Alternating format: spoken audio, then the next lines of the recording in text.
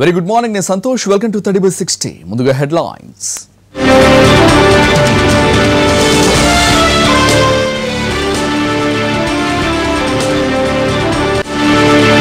CC వర్గంపై వేటుతో ఆసక్తిగా తమిళ politics. ఇవాళ తన వర్గ నేతలతో పన్నీర్ సమావేశం.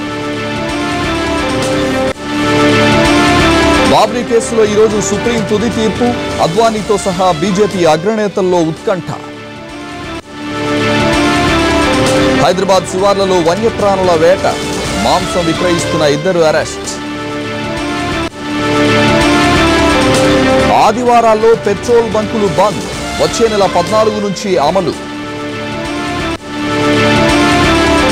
టీ20లో 10,000 పరుగులు సాధించిన క్రిస్ గేల్ తొలి ఆటగాడిగా అరుదైన రికార్డ్.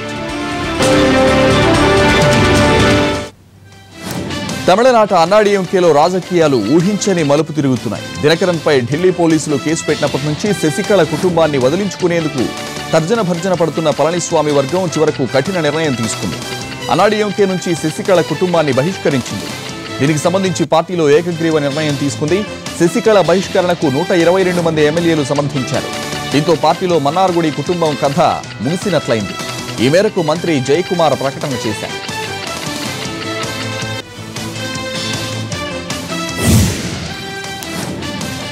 చిన్నమ్మ ఫ్యామిలీని బయటకు పంపితే రాజీకి సిద్ధమని పన్నీర్ సెల్వం ప్రకటనతో తమిళనాడులో పరిణామాలు వేగంగా మారిపోయాయి. పార్టీని సింబల్ను కాపాడుకునేందుకు ఇదే సరైన మార్గం అని భావించిన పళనిస్వామి వర్గం పన్నీర్ సెల్వంతో రాజీకొచ్చింది. ఆయన తిరిగి ప్రభుత్వంలో తీసుకునేందుకు అంగీకరించినట్లు తెలుస్తోంది. ఇదే జరిగితే పన్నీర్కు ఆర్థిక శాఖ కేటాయించే అవకాశాలున్నాయి. మరోవైపు తాజా పరిణామాలపై ఇవాళ తన వర్గం ఎమ్మెల్యేలతో చర్చలు జరపనున్నారు పన్నీర్ సెల్వం.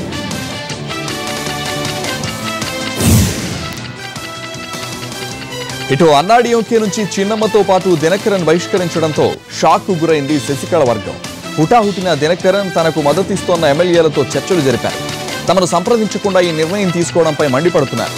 దాదాపు 10 మంది ఎమ్మెల్యేలు దినకరన్ ఇంటికి చేరుకుని భవిష్యత్ కార్యాచరణపై చర్చించారు. దినకరన్ ఇంటికి చేరుకున్న చిన్నమ్మ మద్దతుదారులు పన్నీర్ సెల్వం పళనిస్వామికి వ్యతిరేకంగా నినాదాలు చేశారు.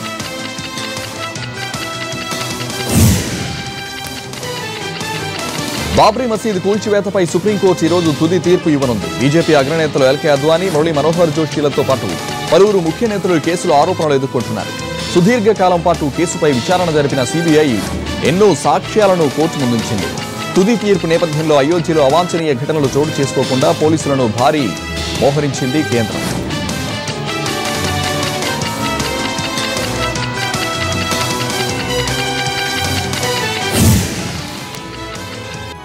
ఎమ్మెల్యే రేవంత్ రెడ్డి ఇవాళ సిద్దిపేట జిల్లా చింతమడకలో పర్యటించనున్నారు. సీఎం కేసీఆర్ సొంత గ్రామంలో పంటలు పండక అప్పుల బాధతో ఆత్మహత్య చేసుకున్న మహిళా రైతు కుటుంబాన్ని పరామర్శించనున్నారు.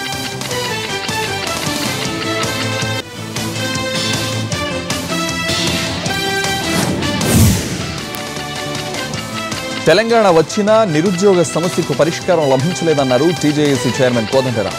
పులువుల సాధన కోసం ఉస్మానియా యూనివర్సిటీలో నిర్వహించిన ధర్మయుద్ధం సభకు కోదండరాంతో పాటు టీపీసీసీ అధ్యక్షుడు ఉత్తమ్ కుమార్ హాజరయ్యారు.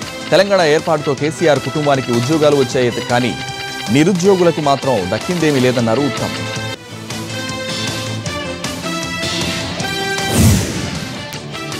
టీఆర్ఎస్ ప్లీనరీ వరంగల్లో బహిరంగ సభ నిర్వహణ కోసం కూలీ పనులతో విరాళాలు సేకరిస్తున్నారు ఆ పార్టీ నేతలు. ఇందులో భాగంగా జగిత్యాల జిల్లా కోరుట్ల నియోజకవర్గంలోని మెట్టిపల్లికి వెళ్లారు ఎంపీ కవిత. ముందుగా వ్యవసాయ మార్కెట్కు వెళ్లిన ఆమె మార్కెట్ యార్డ్లో కూలీ పనిచేశారు. అనంతరం షాపింగ్ మాల్లో చీరలు అమ్మి ప్లీనరీ సమావేశానికి విరాళాలు సేకరించారు నిజామాబాద్ ఎంపీ కవిత.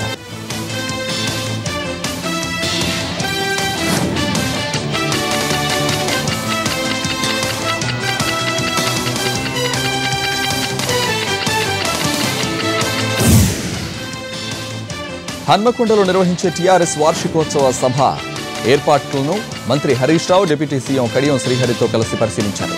ఏర్పాట్లు అద్భుతంగా ఉన్నాయన్న మంత్రులు సభకు వచ్చే వారికి ఎలాంటి ఇబ్బందులు లేకుండా చర్యలు తీసుకుంటామన్నారు. ఊహించిన దానికంటే అధికంగానే ప్రజలు సభకు తరలివస్తారని ధీమా వ్యక్తం చేశారు హరీష్ రావు. అనంతరం ఓ ఆసుపత్రిని శుభ్రం చేశారు. అలాగే సినిమా థియేటర్లో కూల్ డ్రింక్స్, చిప్స్, సమోసా అమ్మారు. అనంతరం పలు షాపులలో వ్యాపారం చేశారు మంత్రి హరీష్ రావు.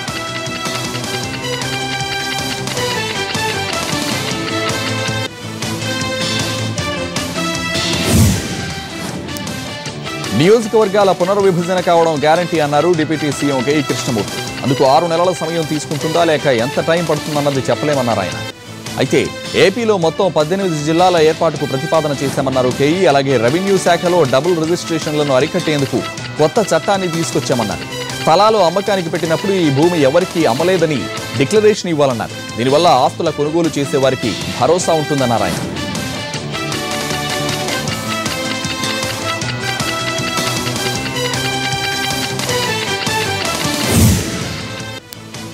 ఏపీ సీఎం చంద్రబాబుకు ఎంపీ కేవీపీ రామచంద్రరావు బహిరంగ లేఖ రాశారు. ఈ నెల 23న జరిగే నీతి ఆయోగ్ సమావేశంలో ప్రత్యేక హోదాను డిమాండ్ చేయండని చంద్రబాబుకు సూచించారు కేవీపీ. ఈ అవకాశాన్ని చంద్రబాబు వినియోగించుకోవాలని కోరారు. ప్రత్యేక హోదాకు ఆర్థిక ప్యాకేజీ ఏమాత్రం ప్రత్యామ్నాయం కాదని లేఖలో పేర్కొన్నారు కేవీపీ. ప్రత్యేక హోదాపై సీఎం చంద్రబాబు కేంద్రాన్ని నిలదీయకపోవడాన్ని తప్పుపట్టిన కేవీపీ హోదా విషయంలో కేంద్రం నాటకాలు మీకు తెలియనివి కావంటూ లేఖలో రాశారు. మీరు ప్రత్యేక హోదాను ప్రస్తావించకపోతే ద్రోహం చేసిన వారవుతారన్నారు. ప్రత్యేక హోదా ఇవ్వలేకపోతే ముఖ్యమంత్రిగా కొనసాగలేనని చెప్పండి అని తన లేఖలో పేర్కొన్నారు కేవీపీ రామచంద్రరావు.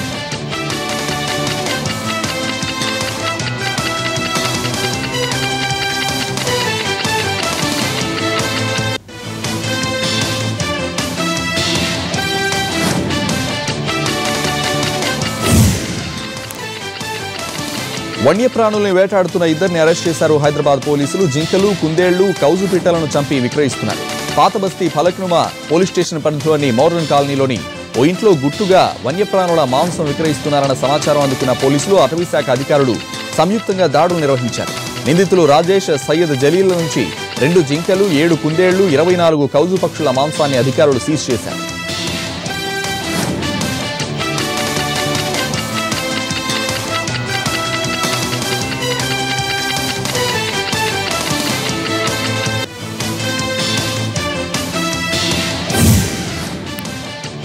కరీంనగర్ జిల్లాలో సంచలనం రేపిన 4 రోజుల బాలుడి కిడ్నాప్ వ్యవహారం సుఖాంతమైంది. కిడ్నాపర్ల దగ్గర నుంచి బాబును కొనుగోలు చేసిన వ్యక్తి భయపడి పోలీసులను ఆశ్రయించడంతో పసికందు తల్లి ఒడిని చేరాడు. కరీంనగర్ మండలం చామనపల్లికి చెందిన రమ్య 4 రోజుల క్రితం పురుడు కోసం చల్మెడ ఆనందరావు ఆసుపత్రిలో చేరింది. పన్నంటి బాబుకు జన్మనిచ్చిన రమ్య గైనిక్ వార్డులో చికిత్స పొందుతోంది. అయితే నిన్న తెల్లవారుజామున రమ్య పొత్తిళ్లలో నుంచి బాబు మాయమయ్యాడు. విషయం తెలుసుకున్న పోలీసులు ఆసుపత్రికి వచ్చి విచారణ చేపట్టారు. కిడ్నాపర్లు బాబును నగనూరుకు చెందిన ఓ వ్యక్తికి అమ్మారు. బాలుడి కిడ్నాప్ సంచలనంగా మారడం, వార్తల్లో విస్తృతంగా రావడంతో భయాందోళనకు గురైన వ్యక్తి బాలుడిని పోలీసులకు అప్పగించారు. అక్కడి నుంచి బాలుడిని తల్లి ఊడికి చేర్చిన పోలీసులు కొనుగోలు చేసిన వ్యక్తి ఇచ్చిన సమాచారం ఆధారంగా కిడ్నాపర్లను పట్టుకునే పనిలో పడ్డారు.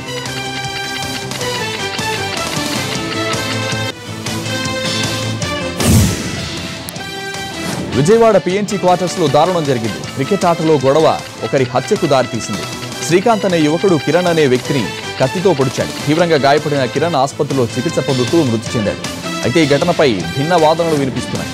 క్రికెట్ బెట్టింగ్ కారణం అని కొందరు, బాల్ ఒక మహిళకు తగలటంతో వివాదం చెలరేగిందని కొందరు చెబుతున్నారు. ఈ పరిణామాలు ఆ ప్రాంతంలో ఉద్రిక్తతకు దారితీశాయి. ఈ ఘటనపై కేసు నమోదు చేసి దర్యాప్తు చేస్తున్నారు పోలీసులు.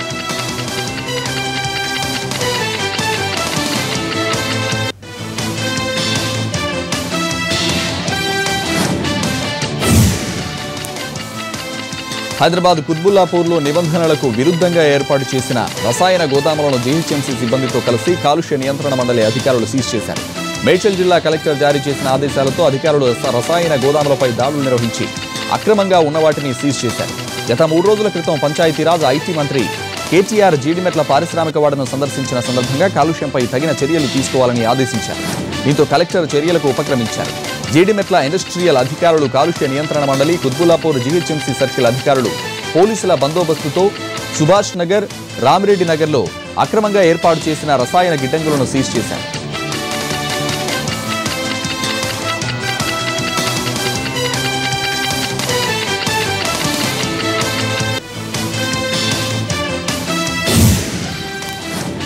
తడిబ 60లో షార్ట్ బ్రేక్ తీసుకుందాం. Stay with us.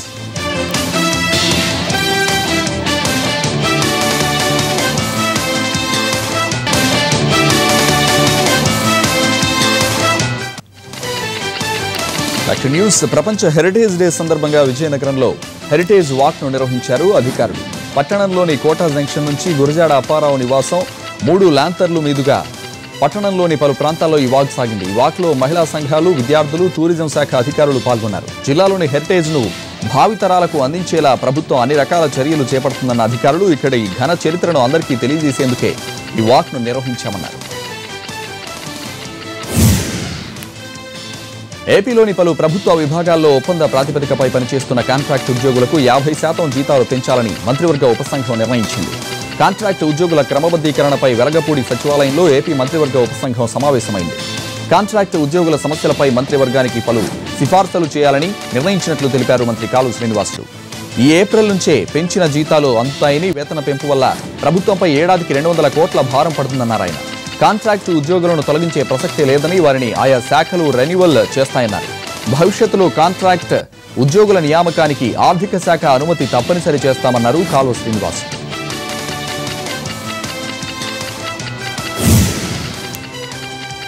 గుంటూరు జిల్లా పరిషత్ సమావేశంలో ప్రతిపక్ష అధికార పార్టీ సవాళ్లు ప్రతి సవాళ్లతో స్వల్ప ఉద్రిక్తత చోటు చేసుకుంది.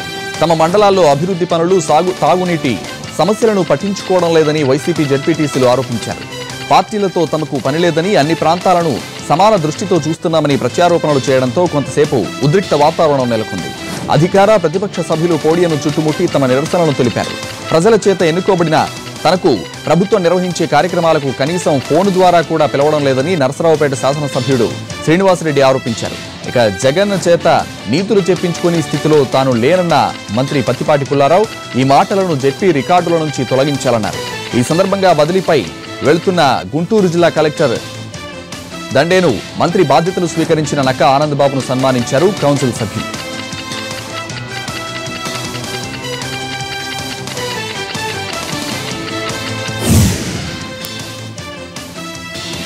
హైదరాబాద్లో మరో ట్రిపుల్ తలాక్ వ్యవహారం కలకలం రేపుతోంది. రియాద్లో ఉన్న ఇర్ఫాన్ అనే వ్యక్తి హైదరాబాద్లో ఉన్న భార్యకు వాట్సాప్ ద్వారా తలాక్ చెప్పాడు. 2016 ఫిబ్రవరిలో MBA విద్యార్థినిని వివాహం చేసుకున్న ఇబ్రహీం 20 రోజుల పాటు కాపురం చేశాడు. రియాద్లో ఉద్యోగం చేస్తున్నానంటూ అక్కడికి వెళ్లిపోయాడు. అక్కడి నుంచే ఫోన్లో తరచూ మాట్లాడుతుండేవాడు. సడన్ గా అత్తగారింట్లో ఉన్న భార్యకు తలాక్ చెబుతూ మెసేజ్ పెట్టాడు.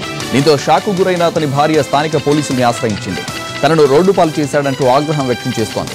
అకారణంగా తలాక్ చెప్పిన ఇబ్రహీంను జైల్లో పెట్టి శిక్షించాలని డిమాండ్ చేస్తోంది. ట్రిపుల్ తలాక్ బాధితుల లిస్ట్ రోజురోజుకు పెరిగిపోతోంది. వాట్సాప్ మెసేజ్ ద్వారా తలాక్, పోస్ట్లో తలాక్, చివరికి న్యూస్ పేపర్ యాడ్లో భార్యలకు తలాక్ చెబుతున్న ఘటనలు దేశవ్యాప్తంగా చర్చనీయాంశమయ్యాయి. ఇప్పుడు హైదరాబాద్కు చెందిన మరో ప్రబుద్ధుడు రియాద్ నుంచి భార్యకు వాట్సాప్ తలాక్ చెప్పాడు. ఇలా ఒక్కొక్కరు ఒక్కో పద్ధతిలో భార్యకు తలాక్ చెప్పేస్తున్నారు. కొద్ది రోజుల క్రితం అమెరికాలో ఉన్న ఇద్దరు సోదరులు వాట్సాప్ మెసేజ్లో తలాక్ చెప్పేశారు. దీంతో ఆ ఇద్దరు భార్యలు పోలీసులను ఆశ్రయించారు. ఆ తర్వాత ఇంకొకడు పోస్ట్ కార్డులో భార్యకు తలాక్ చెప్పాడు. ఆమె కూడా పోలీసులకు ఫిర్యాదు చేసింది. మరో దుర్మార్గుడు ఎవరు ఊహించిన విధంగా న్యూస్ పేపర్లో యాడ్ ఇచ్చి తలాక్ చెప్పాడు. తాజాగా ఇబ్రహీం అనే వ్యక్తి రియాద్ నుంచి తలాక్ మెసేజ్ పెట్టాడు. దీంతో భార్య పోలీసుల్ని ఆశ్రయించింది. మొత్తం మీద హైదరాబాద్లో తలాక్ల వ్యవహారం నడుస్తోంది.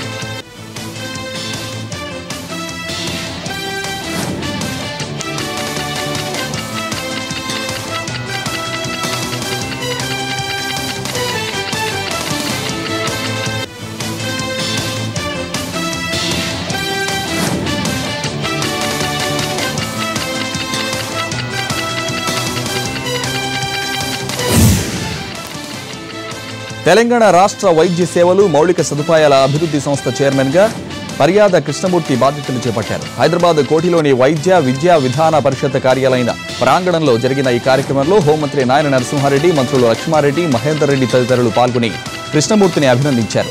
వైద్య సదుపాయాలలో దేశంలోనే నంబర్ 1గా తీసుకొచ్చేందుకు సీఎం కేసీఆర్ కృషి చేస్తున్నారన్న మంత్రి నాయని ఈ శాఖ అభివృద్ధికి చైర్మన్ కృష్ణమూర్తి తోడ్పాటు అందించాలని కోరారు. గతంలో కంటే ప్రభుత్వ ఆసుపత్రులు మెరుగైన వైద్యం అందించేందుకు కృషి చేస్తున్నట్లు స్పష్టం చేశారు మంత్రి.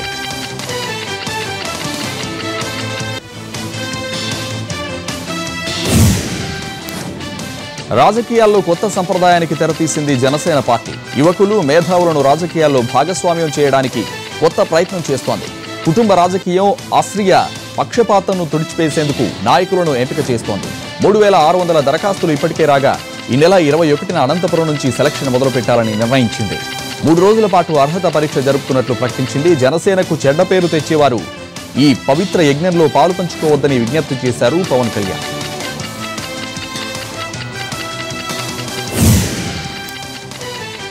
మిర్చికి గిట్టుబాటు ధర కల్పించాలని కోరుతూ ఖమ్మంలో టీడీపీ నేతలు కలెక్టరేట్ను ముట్టడించారు.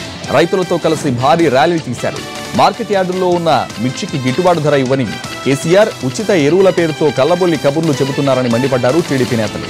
రైతు వ్యతిరేక ప్రభుత్వంగా ఉన్న టీఆర్ఎస్ కు త్వరలోనే ప్రజలు బుద్ధి చెబుతారని జోస్యం చెప్పారు.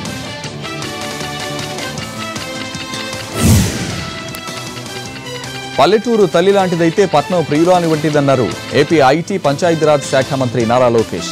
తొలి అధికారిక పర్యటనలో భాగంగా తూర్పుగోదావరి జిల్లాలో పర్యటించిన లోకేష్ పల్లెలను అభివృద్ధి చేయాలన్న ఏకైక లక్ష్యంతోనే పంచాయతీరాజ్ శాఖను తాను స్వీకరించినట్టు చెప్పారు.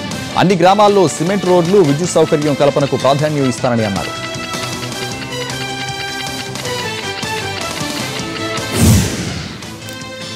తెలంగాణ ఐటీ మంత్రి కేటీఆర్ హైదరాబాద్ లో సుడిగాలి పర్యటన నిర్వహిస్తున్నారు. ఫిలింనగర్ లో కమ్యూనిటీ సెంటర్ ప్రారంభించిన కేటీఆర్ ఆ తర్వాత మొగల్పురాలో 7 కోట్ల రూపాయలతో నిర్మించిన స్పోర్ట్స్ కాంప్లెక్స్ ను ప్రారంభించారు. అక్కడి పిల్లలతో కలిసి బ్యాటింగ్ చేశారు. స్కేటింగ్ విభాగాన్ని ప్రారంభించిన కేటీఆర్ క్రీడల అభివృద్ధికి తమ ప్రభుత్వం కట్టుబడి ఉందన్నారు.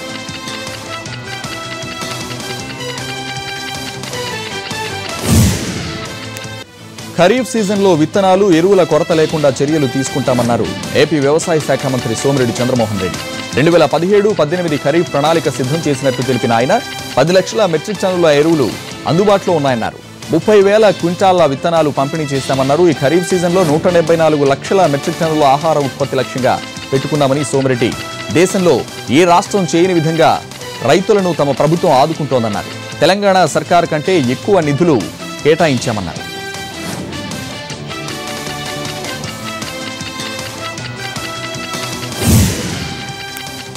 హోంమంత్రి నాయని నరసింహారెడ్డిని మావోయిస్టు బాధిత కుటుంబాలు కలిశాయి. పోలీసులకు అవార్డులు, రివార్డులు ఇస్తున్న ప్రభుత్వం నక్సలైట్ల చేతిలో హతమైన వారికి అందాల్సిన సొమ్మును కూడా ఆపేసిందని బాధిత కుటుంబాలు నాయనికి విజ్ఞప్తి చేశారు.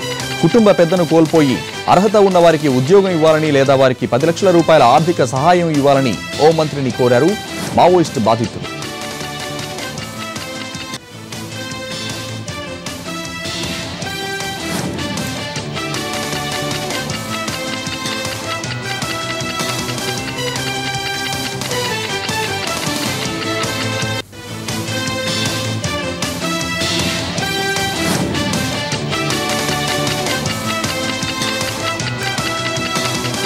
హైదరాబాద్ మెహదీపట్నంలో అగ్ని ప్రమాదం సంభవించింది. ఆసిఫ్ నగర్ దత్తాత్రేయ కాలనీలో చెత్త, ఫర్నిచర్ వ్యర్థాలను నిప్పు అంటుకుంటోందని మంటలు తీవ్రంగా ఎగిసిపడ్డాయి. సమాచారం అందుకున్న అగ్నిమాపక సిబ్బంది ఘటనాస్థలికి చేరుకుని మంటలు అదుపు చేశారు. పోలీస్ శాఖలో ప్రతి ఉద్యోగి యూనిఫామ్తో బయటకు వెళ్లే ముందు ఒక మంచి పనైనా చేయాలని ప్రతినబూనాలన్నారు రాయలసీమ ఐజీ శ్రీధర్. దీంతో ఎంతో మేలు జరుగుతుందన్నారు ఆయన. కర్నూలు జిల్లాలో ఉత్తమ పోలీస్ సేవా పథకాలకు ఎంపికైన 17 మంది అధికారులను సన్మానించిన ఐజీ విధుల్లో ప్రతిభ కనబరిచే విధంగా ఎప్పటికప్పుడు రివార్డులు ఇవ్వాలన్నారు. ఈ సందర్భంగా పత్తికొండలో నోటి క్యాన్సర్తో బాధపడుతున్న హోంగార్డ్ ఈశ్వర ప్రసాద్ కుటుంబానికి పోలీసు బృందం సహాయం చేసిన 3,95,000 రూపాయల చెక్కును వారి కుటుంబానికి అందజేశారు ఐజీ శ్రీధర్.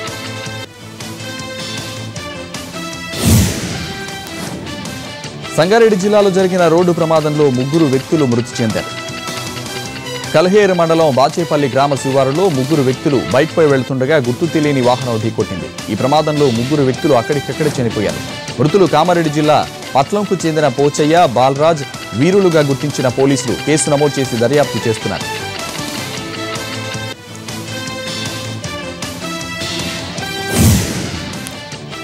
తడిబ 60లో మరో షార్ట్ బ్రేక్ తీసుకుందాం. Stay with us.